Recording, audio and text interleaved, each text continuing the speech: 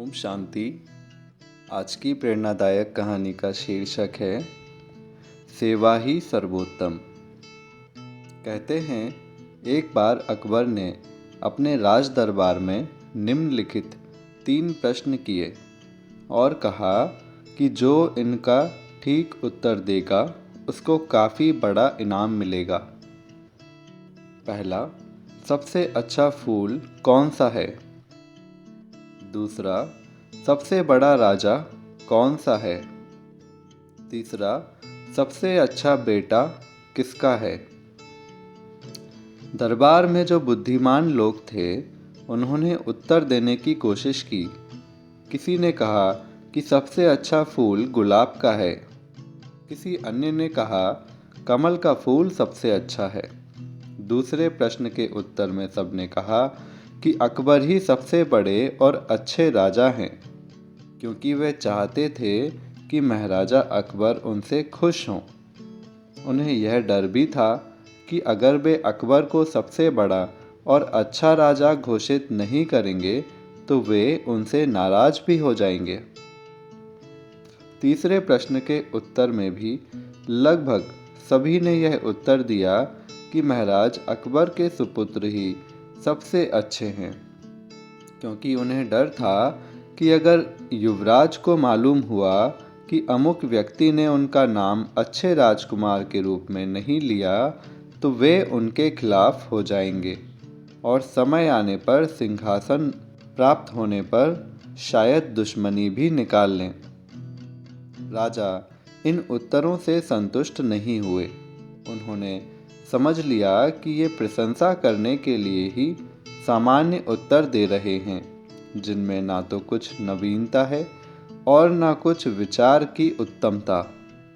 इस प्रकार जब उन्होंने देखा कि उनके प्रश्नों का अभिप्राय तो पूरा ही नहीं हो रहा है, तब मुस्कुराते हुए उन्होंने बीरबल की तरफ देखा और कहा कि अब महाराज सुनना चाहेंगे कि इन प्रश्नों के बारे में बीरबल के क्या विचार हैं। स्वाभाविक था कि अब सभी का ध्यान बीरबल की ओर केंद्रित हो गया। बीरबल ने मर्यादा और शिष्टाचार पूर्वक महाराज को संबोधित किया और कहा, महाराज, यूँ तो गुलाब व कमल अपनी अपनी जगह पर सभी फूलों में अच्छे भी हैं और बड़े भी, परंतु मेरे विचार में सबसे बड़े व अच्छे फूल रुई के फूल हैं, क्योंकि उनसे जो हमें रुई मिलती है और उससे जो कपड़े बनते हैं उन्हें पहनकर एक व्यक्ति न केवल स्वयं को सर्दी गर्मी से बचाता है, बल्कि एक सुसभ्य इंसान दिखाई देता है। उनके बिना तो आम इंसान हैवान की तरह नंग धड़ंग दिखाई देता है।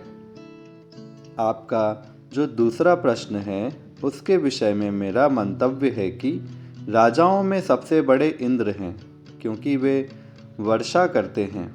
यदि वे वर्षा ना करें तो खेती नहीं होगी, खेती ना होने से अनाज नहीं होगा और अनाज ना मिलने से जनता भूखों मरेगी। अब रहा आपका तीसरा प्रश्न, अर्थात यह प्रश्न कि सबसे अच्छा बेटा किसका है।